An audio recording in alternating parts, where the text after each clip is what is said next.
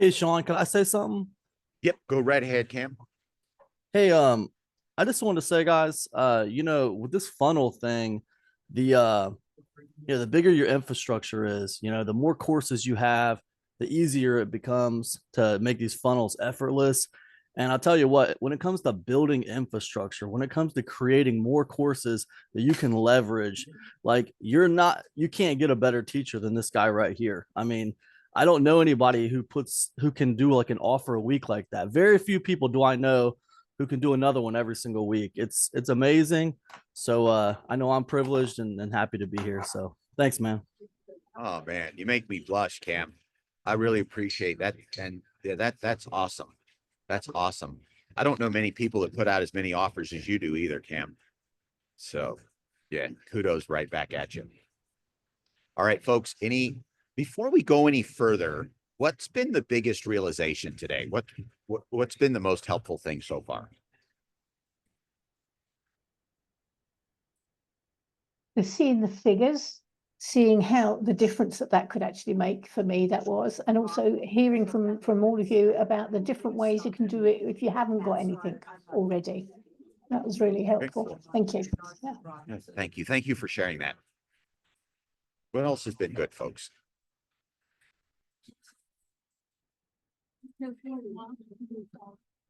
Okay. I want to take questions, comments. There's no stupid question here. Okay. Just to add one is an observation, Sure. actually, is I personally prefer bumps to upsells because you've got a chance to see them and they're usually more congruent, as you say, directly to actually what you've purchased. So I tend to purchase bumps more often. Okay. And just another observation is sometimes when I'm going through your funnel, I see things that I think, have I had that before? Is that the same as whatever this? And and I noticed when I did some research for this, I've actually purchased some things twice. So, so, so there's an opportunity for a bit more differentiation between them so that I'm sure exactly which bit that you got. But yeah, no, I go with you, Cam, about this is amazing. You're inspiring, really, at how much you put out and how you just keep trying and have a look, see, does it work? As you say, it's no big deal. Just try. Yeah. Thank you. Yeah. Yeah. I've been practicing this for 15 years and I still get better. Okay. So this isn't, it's not something you just learn it. And the market changes. So like the training that I purchased 15 years ago, um, like it, it changed my life. And I copy and pasted the words on it for like 5 years, but I can't remember exactly what the words were. They're very similar to what we do today, but what worked then wouldn't especially work today. Okay. So we have to be careful that we don't, a lot of times when I teach a basics class, like if I teach a course creation class, it's the same stuff 15 years ago and the same stuff in 15 years. Okay. So I'm teaching the basics, but on an advanced class like this, the needle moves over time. And so I want folks, even as let me speak to those of you who are watching this as a recording. You buy this a year from now, it's still going to be absolutely amazing training. I mean, there's, I don't want to brag or anything, but there's getting what I'm giving you today. Like I said, I got it like 15 years ago from somebody, and this is something that's taught like once a year by like somebody on earth once a year. And if you don't know that person, you don't even get exposure to it. Right. And so, um, what if you're listening to this a year from now, this is incredible information, but you're still going to have to go out there and see what works, just like the current people are going to do, because the market changes. It changes a little bit every year, and your offer changes and you change. And I'm making a really big deal today that nothing that I'm giving you is concrete.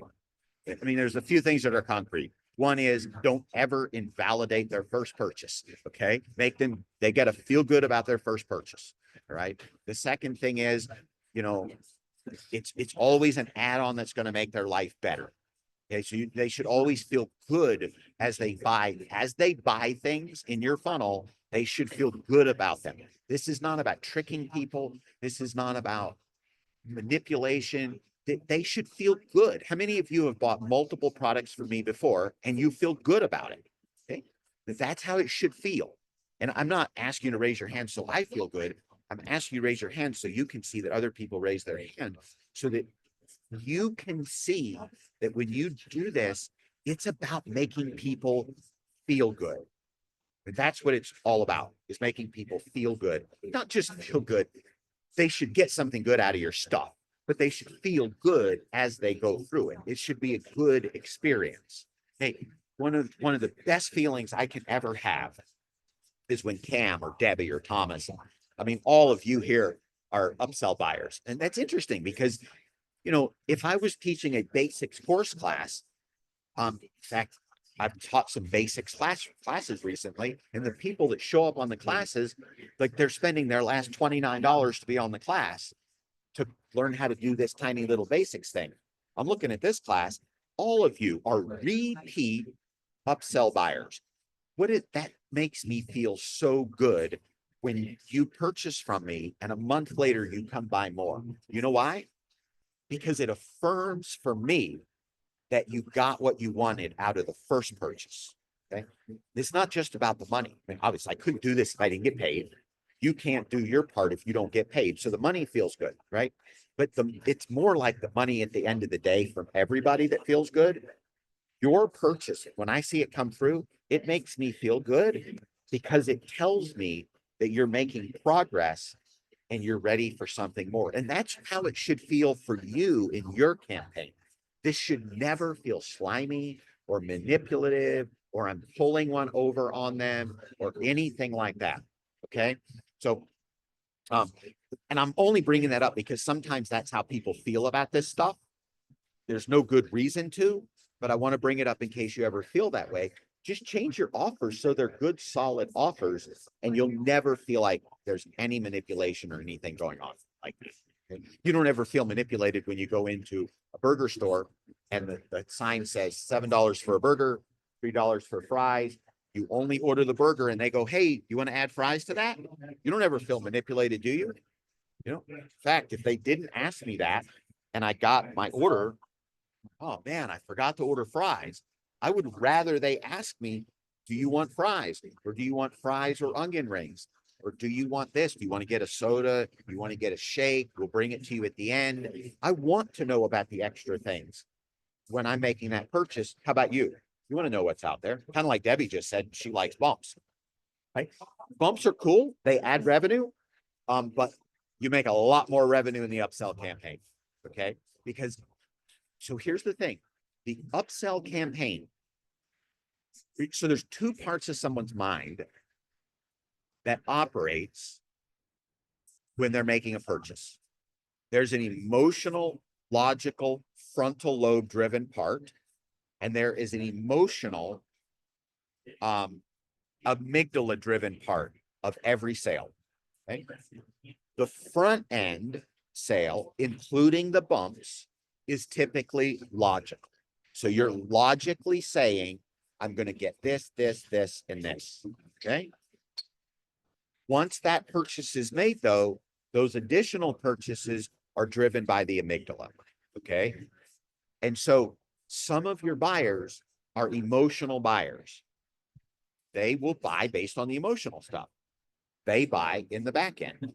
Some of your buyers are logical buyers. They will buy on the front end. So if you only do the front end or you only do the back end, you're going to lose revenue. Why? Because you're not targeting everybody, even by default. If you did that and you didn't know it, you'd still be targeting by default logical buyers versus emotional buyers. I'm able to target both if I have bumps and if I have what's on the back end. I'll give you one more thing. So earlier in one of these trainings, and maybe in the Q&A, we were kind of talking about this idea of pricing. And one of the things that will influence what they buy in the rest of the campaign. So for example, if the first upsell is $30, the second upsell is $100, the $100 item is going to feel expensive compared to the $30 item. But if the first upsell is $200, even if nobody ever takes it, the second upsell is $100, then the $100 feels like a bargain. Okay. So sometimes what I will do is I will put a high priced first upsell, knowing that nobody's going to buy it. And if they do, one person does is cool, knowing that nobody's going to buy it, but knowing that it will double the conversion rate on the second item, which would have been my first item, because it allows me in an instant to create the contrast up. Okay. Because they're able to say, here it is. And in fact, I learned this from the great marketers, you know, 10, 15 years ago. What they would do, and this was Ryan Dice, Russell Brunt, like them or not, it doesn't matter. They did it. Ryan Dice and Russell Brunson and maybe Mike Filsaime, their first upsell would be $1,000 course of like tons of stuff. Their downsell was, I noticed you didn't purchase that, and I get $1,000 is a lot of money. So I've made a very special offer where I'm taking 50% of everything that was in that package. You can get it today for $297. Now, the $297 feels like a good offer. What they used to do, I can talk about, I'm going to use them as the example. I do this kind of thing sometimes, but I don't have examples for you today, and it wasn't in my training, but it came to mind. Then if you didn't take that offer, they would say, hey, how about 4 payments of $75? Okay. So you didn't buy at 1,000, you get half of it for $297. If you didn't buy that, then the third thing would be, well, how about 4 payments of $75? Then if, let's say you took that, then the next offer might be something for $200. And if you didn't take that, it'd be 4 payments of 50. Why would it be 4 payments of 50? Well, because you just took a 4 times 75, that means that you are a payments buyer. Some people won't do payments. Some people will do payments. Well, if you've identified that somebody does do payments, you can make the next offer can be a payments offer because you now know that they will do payments. So what I'm giving you today, there's 1,000 different ways you can do this. And the reason I'm throwing this out to you is not to confuse you. I don't want to stack this up and be like, you got to do all these things. I haven't done the funnel I just gave you in maybe a year. I might do it next week because it just came to mind. But I want you to know, I just want to throw it out to you. So another thing you can do, this is fun. This should be the main training, not the Q&A. Here's another thing you can do is, and I used to do this, I don't do this very much anymore, but I used to do this, is whenever I went through somebody's funnel, I would take a screenshot of their entire upsell funnel, even if I didn't buy from them. I would buy, and many times, folks, I would buy the first item just so I could take a screenshot of all of their upsells. Then you take those screenshots and put them in a folder on your computer for upsells. So when you're going to make an upsell in the future and you're like, man, can I have an idea for an upsell? You're going to do is pull out all your folders because you're buying stuff anyway. You're seeing this stuff. All you got to do is take screenshots and you go, let me look at my folder and see if I can get an idea. Because if you think about it, this class today, I've probably given you more ideas than I've taught, right? Like you just get these ideas. If you take screenshots, you'll get even more ideas. And then 6 months from now, you're like, I just don't know what I'm going to do for this upsell. I've already done the other upsell. Everybody's bought it.